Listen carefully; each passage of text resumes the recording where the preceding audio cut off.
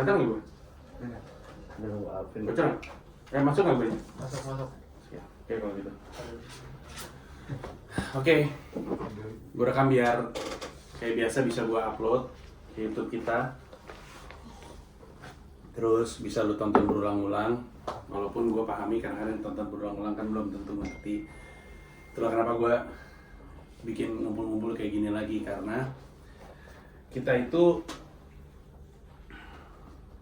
kelihatannya mulai ngerjain sesuatu tapi ngerjain itu masih salah. Jadi gue ajak duduk bareng supaya kita bisa ngobrol, supaya lu bisa gue jelasin ulang, supaya lu bisa nanya kali ini. Dan mungkin lebih enak kalau kita ketemuan langsung daripada gue presentasi via Zoom kayak kemarin-kemarin. Gue tuh ngumpulin, nanti bakal ada yang gue ulang nih, bakal ada yang gue recap, yang gue udah pernah jelasin, yang udah gue taruh di YouTube juga, tapi gue ulang aja. Gue tuh ngumpulin kita semua di sini karena sebenarnya semua yang kita lakukan, semua yang kantor ini lakukan, sebenarnya tuh berujung kepada jualan. Semua yang kita lakukan itu jualan. Entah itu kita mikirin brand, entah itu kita bikin acara, entah itu kita bikin desain kaos, bahkan mikirin desain secara tersendiri, bikin konten, bikin copywriting, bikin poster, semuanya itu sebenarnya ujungnya jualan. Kenapa sih Comika ini ujung-ujungnya jualan? Apakah karena Comika itu kapitalis sejati? Apakah karena kita itu semuanya soal uang? Ya bisa juga orang berpikir seperti itu. Tapi alasan terbesar kenapa Comika itu ujung-ujungnya jualan, karena surga di dunia adalah ketika kita bisa hidup dari yang kita cintai. Namanya surga dunia tuh, ketika kita hidup dari yang kita cintai. Dalam hal ini adalah Comika hidup dari stand up. Kalau gue kerjanya senangnya bikin orang ketawa, kan surga duniawi kalau gue hidup dari bikin orang ketawa kan apalagi gitu. Kalau gue suka makan, gue hidup dari makan, itu kan surga duniawi kan. Nah, kalimat tadi, surga duniawi adalah hidup dari yang kita cintai, itu mengindikasi dua hal. Dunia yang dicintai dan hidup darinya. Dunia yang dicintai ini dalam hal ini adalah komedi, untuk stand up comedian. Tapi ada satu bagian yang gue sadari tidak dipahami oleh banyak komika di Indonesia, yaitu caranya hidup dari dunia yang dicintai. Karena untuk bisa hidup dari yang kita cintai, kita semua butuh alat tukar bernama uang. Uang ini kan alat tukar sebenarnya. Uang ini kan bukan tujuan akhir, alat aja. Lu pengen beli TV, lu butuh alat namanya duit untuk nuker. Duit lu kasih, lu dapat TV. Lu pengen punya handphone, lu butuh alat tukar namanya duit. Duitnya lu kasih, habis itu lu dapat tuh handphone. Untuk bisa dapat tuh duit, ada juga yang lu tukar. Dalam hal ini adalah jasa kita bikin orang ketawa. Nah jadi emang ujung-ujungnya yang kita lakukan itu adalah jualan, karena ketika kita ngasih jasa itu, ketika kita jualan itu, kita dapat duit. Dan ketika dapat duit, maka baru bisa valid, kita bisa bilang kita hidup dari yang kita cintai. Kalau lu cuma stand up doang, tapi nggak menghasilkan duit dari situ, dari stand up lu sebagai core, lu nggak bisa hidup dari stand up. Nanti lu akan jadi orang-orang bitter, pahit, karena ngerasa, stand up nih ternyata nggak ada duitnya. Gue udah idealis di stand up, gue udah ngasih semuanya, ternyata nggak ada duitnya. Ya nggak ada duitnya karena lu nggak peduli sama caranya untuk bisa hidup dari dunia yang lu cintai. Lu cuma tahu dunia yang lu cintai, tapi lu nggak mikirin hidup dari. Nah kebanyakan di Indonesia komikanya itu seperti itu. Kebanyakan di Indonesia komikanya itu go with the flow, bahkan aneh sekali itu go with the flow. Gue selalu bilang berulang-ulang kan, go with the flow itu cuma masuk akal kalau lu don't know where to go, atau don't mind where to go. Don't know where to go itu kalau lu nggak punya tujuan, ya go with the flow masuk akal kalau nggak ada tujuan. Kalau lu nggak apa-apa dibawa kemana-mana, ya go with the flow juga nggak apa-apa. Orang lu nggak apa-apa diajak kemana-mana. Tapi kan kalau lu tahu lu mau kemana, ngapain go with the flow kan? Ngapain lu duduk di sebuah perahu terus lu diem doang? Kalau lu tahu perahu ini flow-nya nggak membawa ke tempat yang lu inginkan. Kalau lu punya rencana dalam hidup, nggak masuk akal go with the flow, ngapain? Kalau lu punya rencana dalam hidup, perahunya itu ada satu hal, tapi lu butuh dayung kan? Lu butuh dayung, punya dayung juga nggak cukup. Kalau lu nggak tahu cara ngedayungnya, Nggak jalan ke tempat yang lu pengen. Kalau lu nggak tahu cara baca navigasi, nggak nyampe. Baca bintang, baca peta, baca kompas. To know where to go, there's a set of skills you need to have.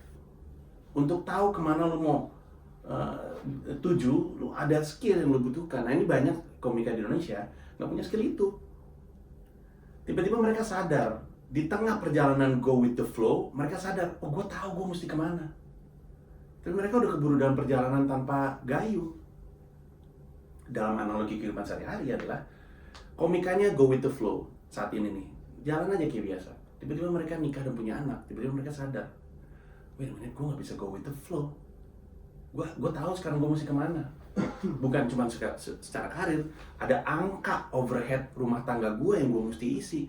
Ada cicilan rumah, cicilan mobil, bayar listrik, bayar telepon, uang sekolah. Ini semua angka-angka real.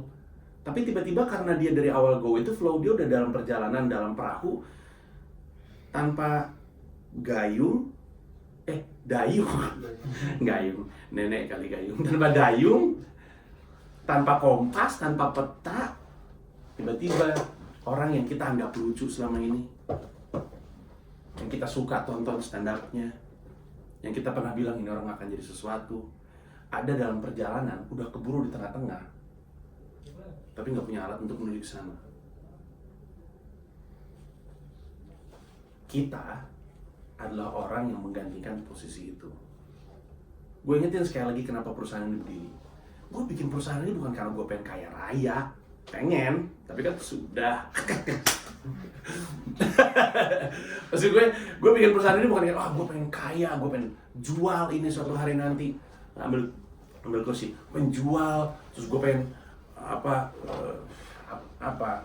masuk majalah SWA atau majalah marketing atau dikenal Indonesia sebagai entrepreneur. Bukan itu tujuannya.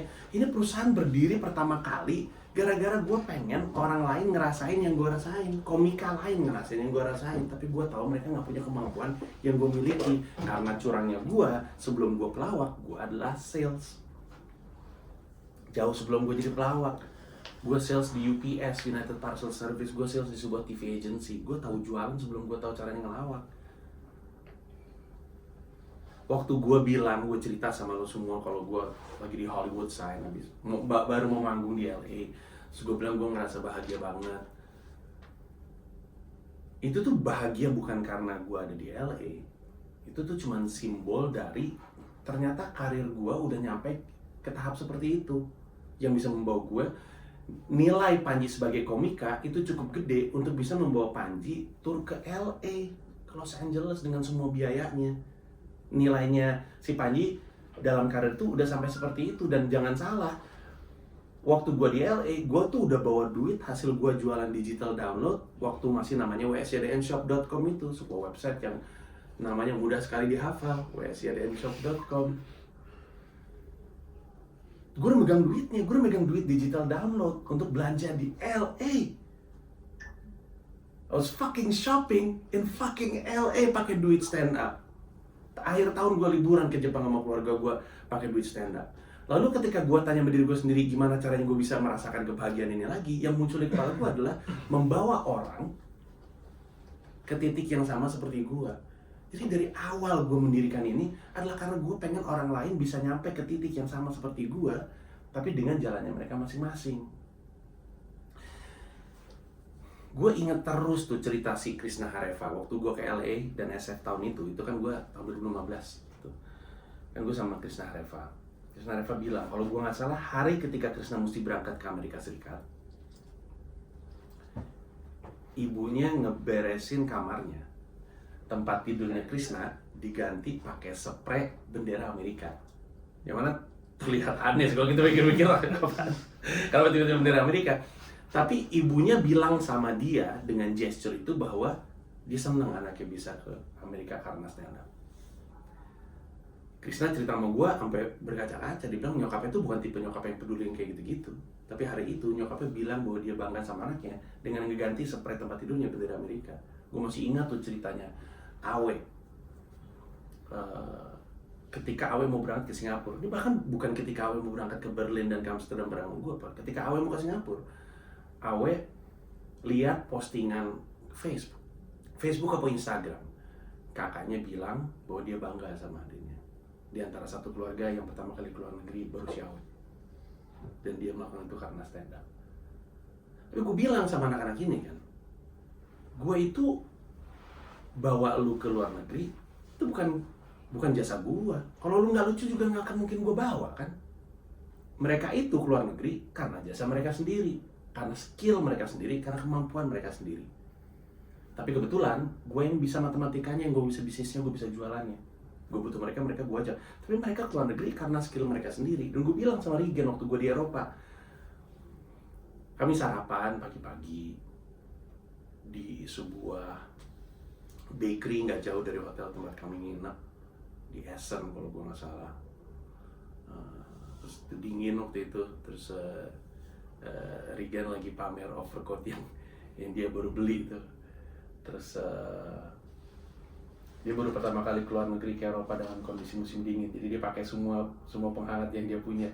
Dia pakai overcoat, dia pakai shawl, dia pakai penutup kuping, dia pakai topi, jadi kayak mawang-mawang puncak. Terus kita duduk di situ, terus dia bilang terima kasih bang diajak ke Eropa. Terus gue bilang sama dia bahwa lu tahu kan Gen, yang bikin gue bisa kesini tuh bukan karena gue lucu. Lu mesti tahu itu. Yang bikin gue ke Eropa bukan karena gue lucu. Banyak yang lucu di Indonesia. Banyak yang jauh lebih lucu daripada gue. Bedanya adalah mereka nggak tahu caranya jualan dan gue tahu. Jadi gue bilang sama Regan saat itu, kalau lu pengen bisa kesini dengan usaha lu sendiri, ada satu set ilmu yang lu mesti punya selain melucu. Nah tapi kan gue sadar susah untuk mengubah orang-orang ini, susah untuk mengajak mereka mau belajar.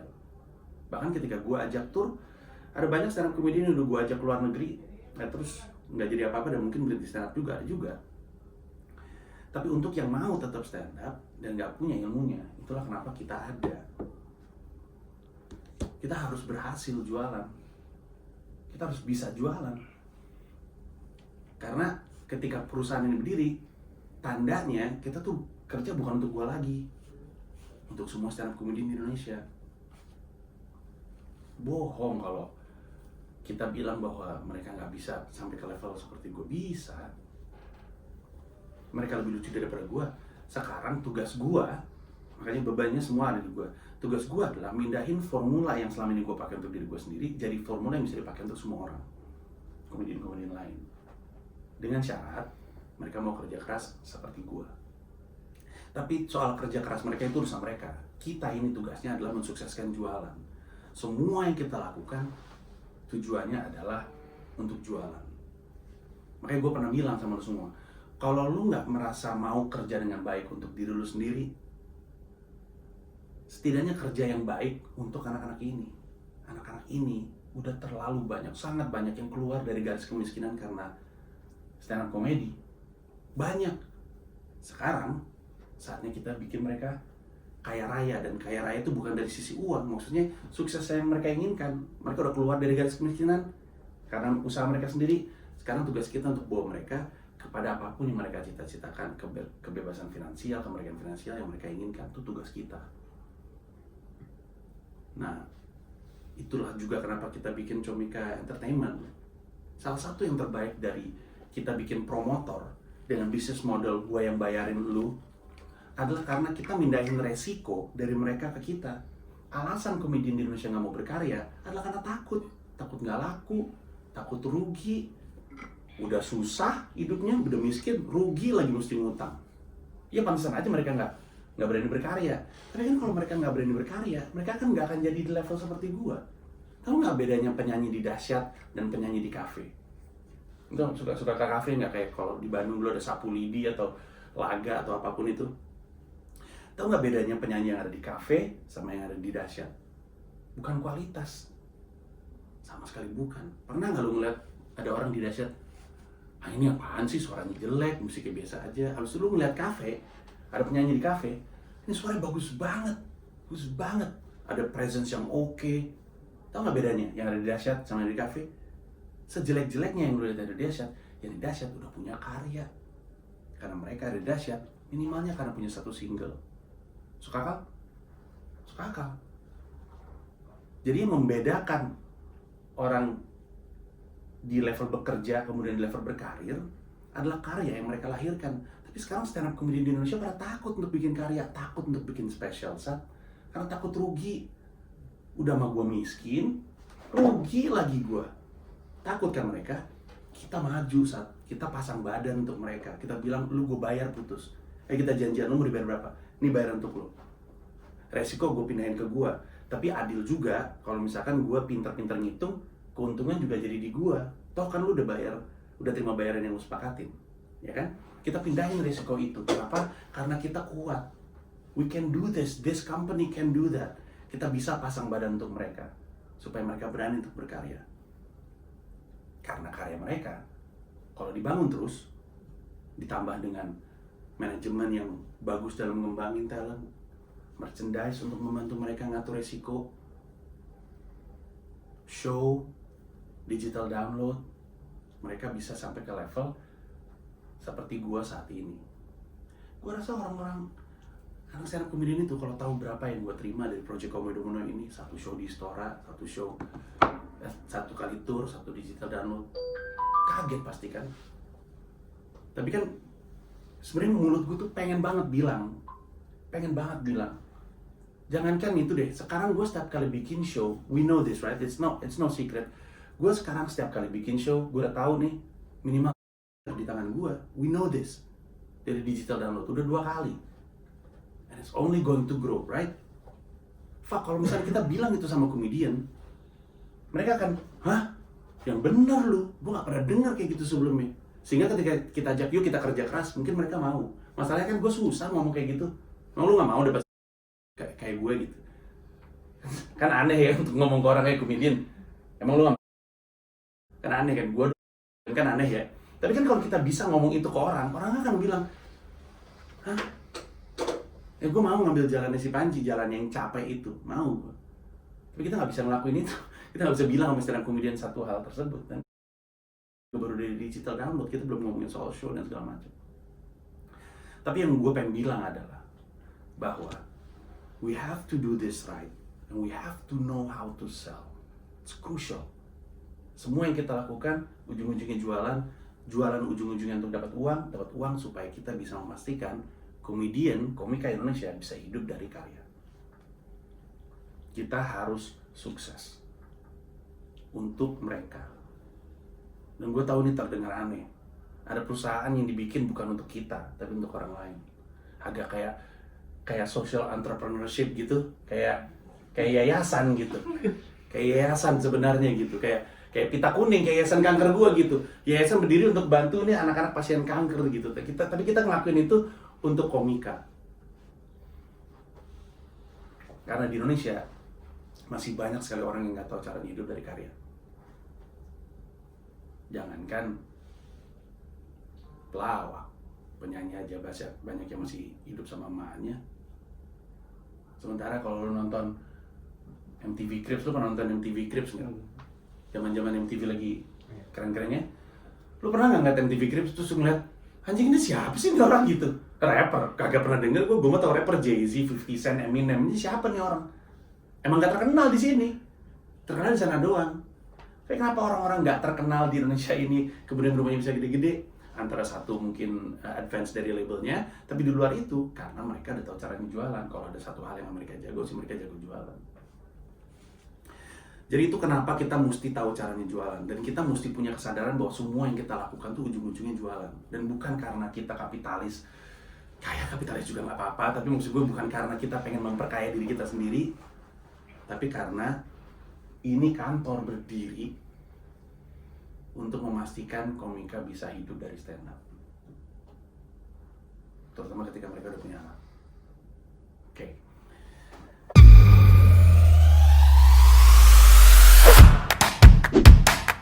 Sekali Ibu Berak ngajak partisipasi aja.